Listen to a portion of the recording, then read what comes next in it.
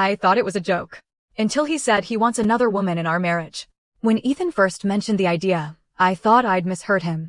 I think we should bring another woman into our family, he said one quiet evening, his tone calm, almost casual, like he was suggesting getting a pet, not reshaping our entire marriage. I stared at him speechless. You can't be serious, I whispered. But he was. He spoke about modern love, about how feelings could be shared, about how it would somehow make us stronger. I thought he'd lost his mind. But as days went by, his words kept coming back, soft, patient, convincing. He said he'd love me the same, that I'd always be his first choice. And after weeks of tears, confusion, and endless talks, I said yes. Her name was Sophia. She was younger, graceful, and confident, the kind of woman who filled a room just by walking into it. When Ethan arrived with her, he treated us both gently, dividing his time, his smiles, his affection.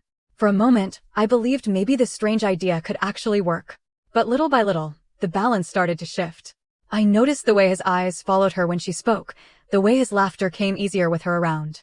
He'd touch her arm, play with her hair, forget that I was even there.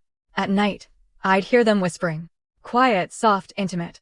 Their voices would fade into the sound of closeness, the kind of closeness I hadn't felt in months. I'd lie awake, staring at the ceiling, trying not to cry. But the tears came anyway, soaking my pillow in silence. I told myself to be strong. That this was my choice. That I could handle it. But with each passing day, she took more of him. More of his time. His laughter. His warmth. One evening, I found them cooking together, her wearing his shirt, her hair tied up like I used to do. They were smiling at each other, lost in their own little world. He didn't even notice me standing there. That was the moment something inside me cracked. I started to fade in my own home. Meals together turned into two of them at the table, and me sitting quietly on the couch. She rearranged the house, filled it with her scent, her things.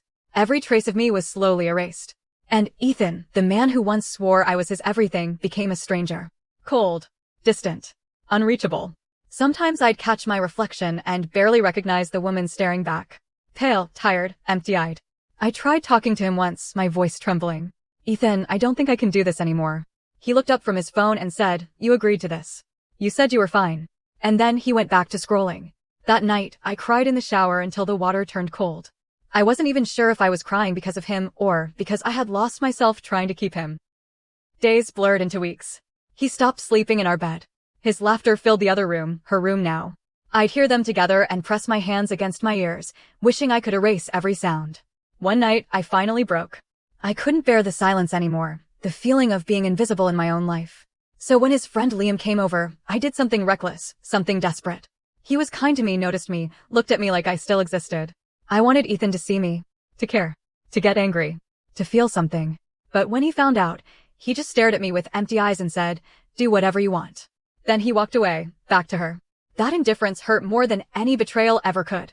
That night, I realized something. I'd been fighting for a man who had already chosen someone else. I was living like a shadow in my own story. So the next morning, I packed my things. No screaming, no goodbye. I left a note on the table that said only one thing. You can have her. I'm finally taking myself back.